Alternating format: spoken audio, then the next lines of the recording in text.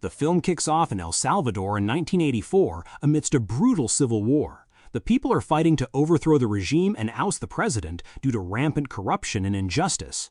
However, the United States secretly intervenes, supplying weapons to the Salvadoran government to wipe out the opposition. America's true motive is to assert its dominance over the continent and expand its influence. We cut to an American journalist named Elena. She's deep in the jungle with a group of opposition fighters, determined to film the massacres the regime is inflicting on its own people. Along the way, she discovers the burned bodies of villagers, realizing instantly that the government is responsible. She decides to report this back to her newspaper to expose the regime. But when she reaches the local newspaper office, the military raids the building, executing journalists on the spot to silence the truth. Elena narrowly escapes, rushing to the airport just in time to board a flight back to the U.S. Back in America, Elena crashes a press conference held by the Secretary of State. She confronts him directly, asking what the U.S. government expects to gain from funding a corrupt Salvadoran regime. The secretary lies, brushing it off as baseless rumors. But Elena isn't backing down. She pushes harder, declaring that America is dumping millions of dollars in weapons into El Salvador every single month. She points out that the regime's arsenal is mostly American-made and drops the bombshell that she has photographic evidence to prove it. Visibly rattled and unable to form a counterargument, the secretary bails on the conference. Shortly after, the secretary meets with Morrison, the U.S. ambassador to El Salvador. He reveals that highly classified intel confirms American arms dealers are running weapons in El Salvador. Worse, the president and top military brass have caught wind of it and ordered these dealers to be captured or killed before the press gets a hold of the story. The secretary tasks Morrison with tracking down these dealers through his high-ranking Salvadoran contacts. He also orders Morrison to lean on Elena's publisher, threatening to shut down the paper entirely if he doesn't pull Elena off the U.S. Salvador weapons trail immediately. The very next day, Elena arrives at the office. Her boss calls her in and completely kills her story, ordering her to pivot to covering the upcoming presidential election instead. Elena flat out refuses. She is determined to expose the government. But her boss issues a final ultimatum: drop the investigation or get fired. Frustrated and angry, she leaves the office and vents to her friend Alma. Elena is dead set on exposing the corruption, but Alma warns her to back off, knowing the government won't hesitate to kill her if she becomes a liability. Right in the middle of their talk, Elena gets an unexpected call from her father, Dick. He's just returned from a trip and insists on seeing her immediately at a local bar. Elena hesitates. He hasn't checked in on her for 5 years, but eventually agrees. At the bar, Dick drops a massive revelation. He's closing a massive arms deal that's going to make him a billionaire. It turns out Dick is a black market arms dealer, and that's exactly why Elena cut ties with him years ago. Later, Elena flies down to Florida to cover a presidential campaign event. That evening, she sneaks into a birthday party for the Secretary of State's wife, buttering her up to secure an exclusive interview with her husband. The wife actually seats Elena right next to the secretary and his top officials, but he absolutely refuses to speak with her and demands she leave. When Elena pushes for the interview, his aide steps in, telling her she needs to book an official appointment during office hours. The following day, at his office, the secretary meets with Ambassador Morrison again. Morrison admits he's hit a dead end finding the arms dealers and suspects they might not even be American. The secretary shuts that down immediately. He points out that the sheer volume of American-made weapons flooding El Salvador, weapons not officially manufactured by the U.S. military, is undeniable proof that the smugglers are 100% American. Meanwhile, Elena returns to her hotel room and makes a shocking discovery: an envelope waiting for her. Inside are photos of a massive military weapons shipment, along with a note from Alma warning her that the army is shipping these to El Salvador. Realizing Alma took the photos, Elena immediately meets with an army colonel who used to be a close friend of her mother's. Showing him the photos, the colonel admits the military found a massive surplus of weapons and ammo, so the brass just decided to ship it all off to El Salvador. Elena is thrilled. She finally has concrete proof that the U.S. military is actively supplying the weapons being used to slaughter Salvadorans. She immediately calls her boss, begging him to run the photos and break the story, but he refuses. He knows running that story is career suicide or worse. He warns her that military leaders will kill her if she keeps digging, explicitly ordering her to stay far away from any military or government exposés and stick to the election. Disgusted, Elena hangs up. Just then, the hospital calls. Her father is seriously ill and was admitted the day before. Rushing to his side, she finds Dick in a state of psychological shock. Instead of resting, he begs her to finish the arms deal he mentioned at the bar. Elena ignores his ramblings, tries to calm him down, and heads to his apartment to clean up and crash for the night. The next morning, she returns to the hospital and finally asks him what this mysterious arms deal is really about. Dick confesses he borrowed millions from a ruthless gang boss named Max. He sank everything into this weapon shipment. If he doesn't sell the guns and pay Max back with interest, Max is going to kill him. Since he's bedridden, he begs Elena to fly to Costa Rica, hand the weapons over to a local cartel, take the cash, and drop it off to Max in San Jose. Realizing Max will execute her father if she doesn't, Elena reluctantly agrees. When she asks where the guns are, Dick says his partner, Barry, will handle the logistics and get the weapons loaded onto the plane to Costa Rica. Elena meets up with Barry, who takes her to the stash house. She is totally stunned by the sheer size of the arsenal. When she asks how on earth she's supposed to transport all this, Barry reveals he's chartered a private night flight and already handled the loading.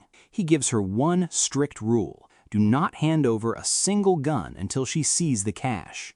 Back at her father's house, she packs a bag. Dick is confused, asking why she needs luggage for a quick turnaround flight. She reminds him that as an experienced international journalist, she knows nothing ever goes according to plan. She says her goodbyes and catches her flight to Costa Rica. Upon landing, a cartel member approaches her and demands she open the crates.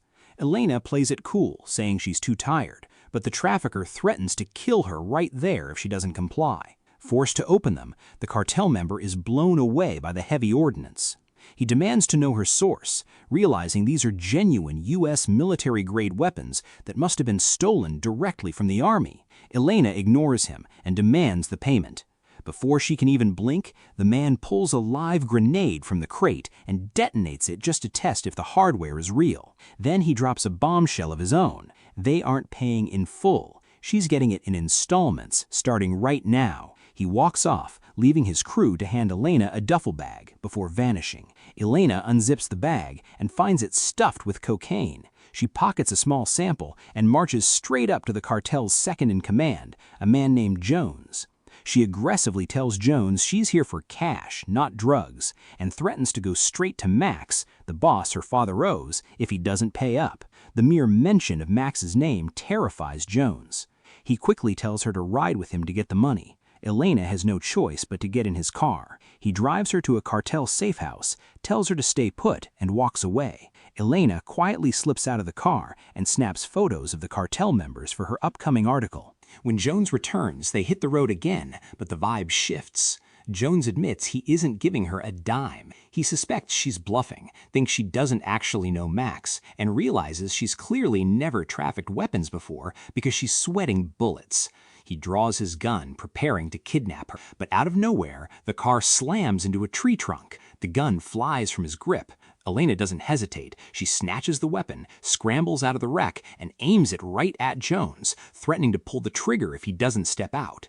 Outgunned, Jones surrenders the vehicle. Elena jumps behind the wheel and floors it all the way to San Jose. In the city, she finds a payphone and calls Alma. She asks if Alma dug up any intel on Max. Alma says the name turned up completely empty, suggesting Dick might have fed her a fake name. Elena shuts that down. She saw the sheer terror in Jones's eyes when she dropped Max's name. She tells Alma she's flying back to the U.S. in the morning because Jones is definitely hunting her down for stealing his car. After hanging up, she checks into a hotel to survive the night.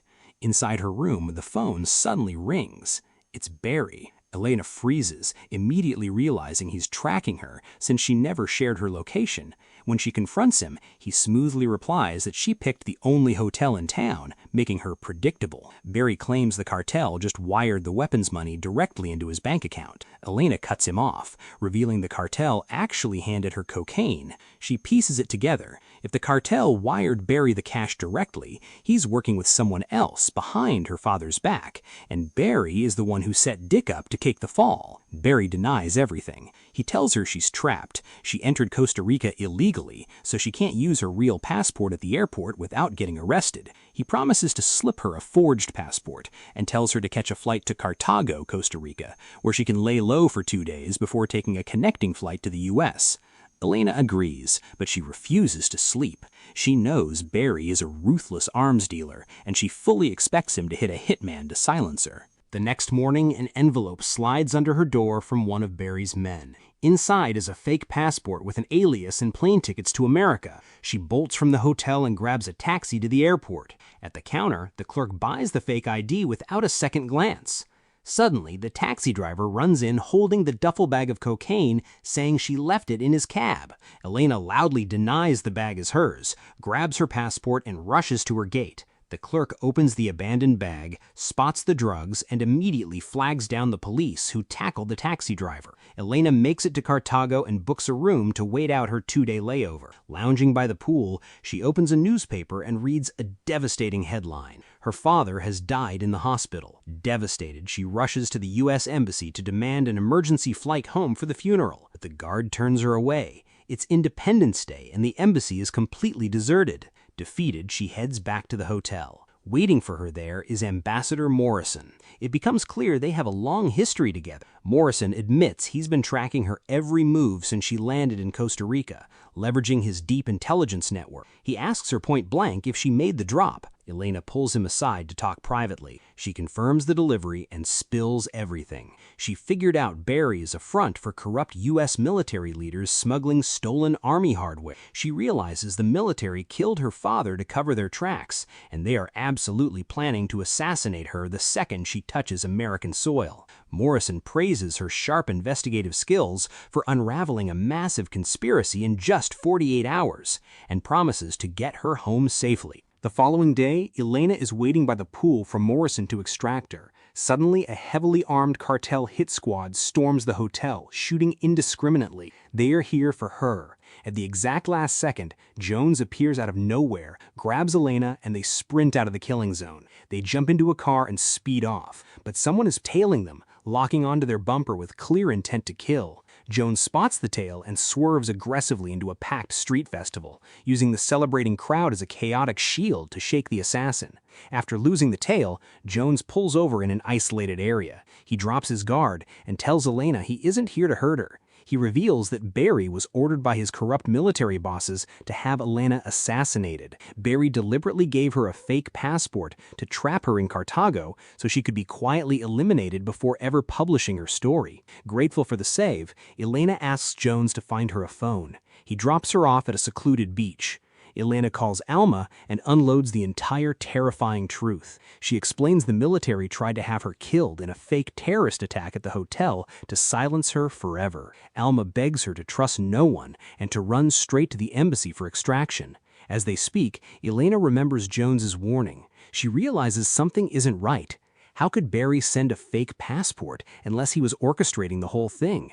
She suddenly pieces together that Jones is playing her. He's working directly for Barry and is just gaining her trust to finish the job. Panicking, Elena sprints away, running straight to Morrison's hotel to beg for immediate extraction. From the hotel, she calls her daughter, tearing up as she tells her she loves her and isn't sure if she'll make it out alive. She warns her daughter to stick close to her dad and never be alone. Terrified Barry might kidnap her. Shortly after, Morrison arrives. He delivers bad news.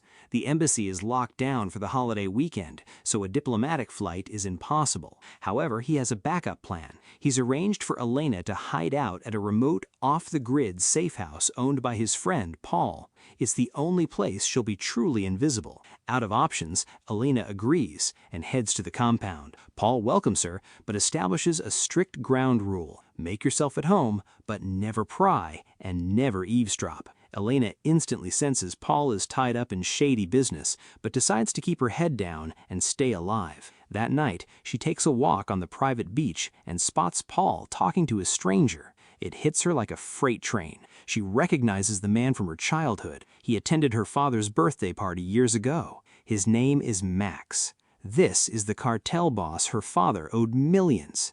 She realizes Max is here to execute her because she knows his identity and has the power to destroy his empire in print.